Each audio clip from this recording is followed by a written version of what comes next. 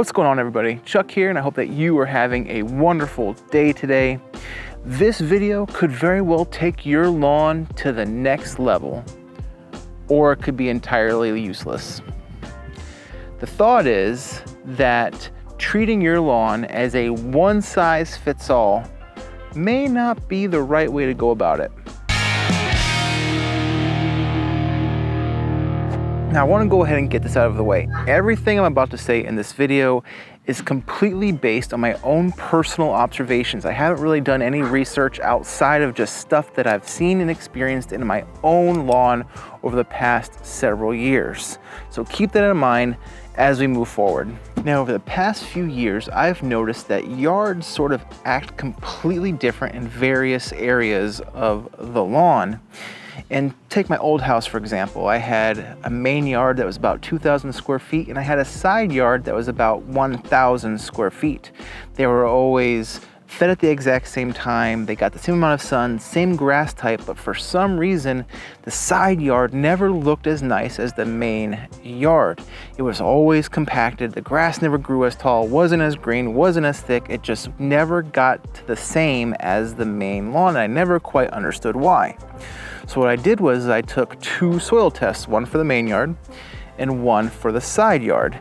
And that sort of revealed something interesting. The main yard was using up all its nutrients. When I did the soil test, it always said I needed some nutrients because the grass was using what it was fed. Whereas the side yard, everything just sort of stayed stuck in the soil. And I didn't ever understand why, but the grass wasn't actively using its nutrients that it was being given.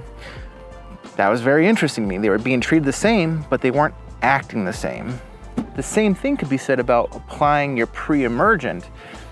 Typically speaking, you want to apply your pre-emergent when your lawn is between 50 and 55 degrees. You can apply it a little bit cooler, you can apply it a little bit later or warmer, but the warmer you get, the least effective it's going to be.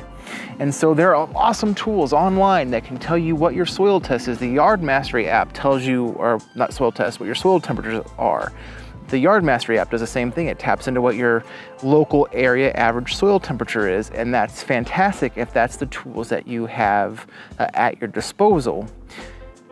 I would suggest investing in a meat thermometer. They're not that expensive. There's so many on the market. Get a cheap one from China if you want to.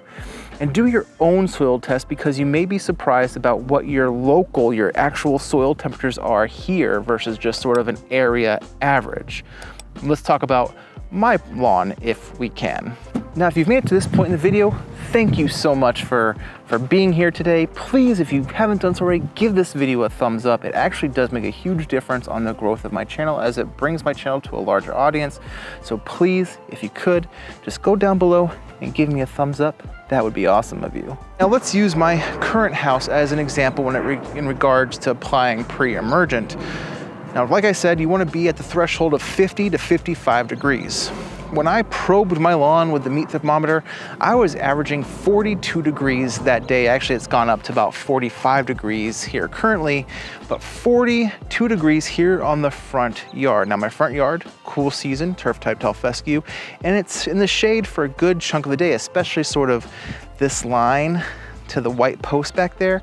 Stays in the shade a lot longer than, say, this side. This actually gets a little bit more sun, especially this back corner, as the sun goes behind the house. So 42 degrees, probed around the lawn, that's the average.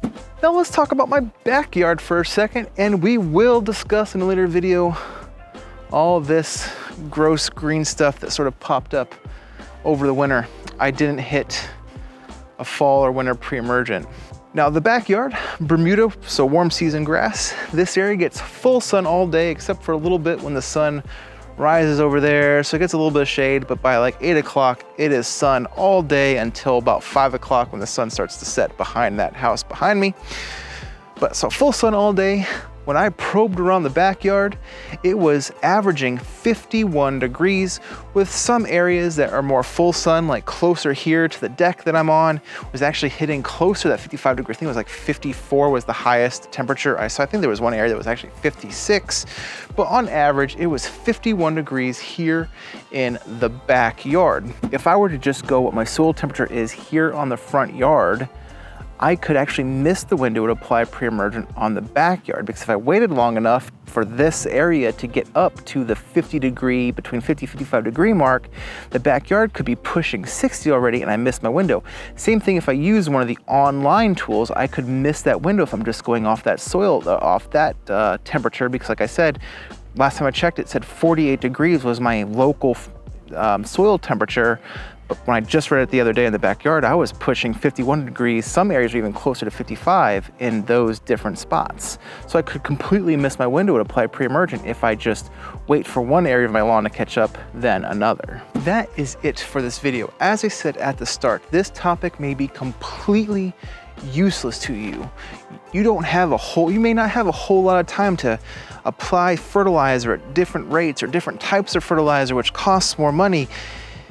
You just want to go ahead, when it's time to apply fertilizer, you want to apply it over everything, and actually, that is completely fine. You're going to have a fantastic lawn. I'm not saying treating your front yard differently than your backyard, your side yard from the other side yard is going to make a whole lot of difference to you, because it may not. I'm just want to really provide a sort of peek behind the curtain, a method to my madness, because I kind of have to, managing a cool season turf versus a warm season turf, as they do have different requirements to be at their peak. It also helps that my front yard being in the shade and my backyard being full sun, that sort of changes things as well. So treating them differently is going to be best for my lawn space. At the end of the day, no matter what lawn care YouTuber you watch or blog you read, Facebook group you join, we all have the same goal, and that's to have the nicest lawn that we can get. So anyway, I hope you all enjoyed this video. If you did, please give me a thumbs up. If you haven't done so already, subscribe down below. All that stuff makes a big difference to me and to my channel. And I want to thank you if you've done that already, or even if you're contemplating it, thank you. If you're watching this video and you don't want to do all that stuff, thank you anyway for giving me the view, because it does make a difference. But anyway, I will see you all in the next video. Have a fantastic rest of your day, and God bless.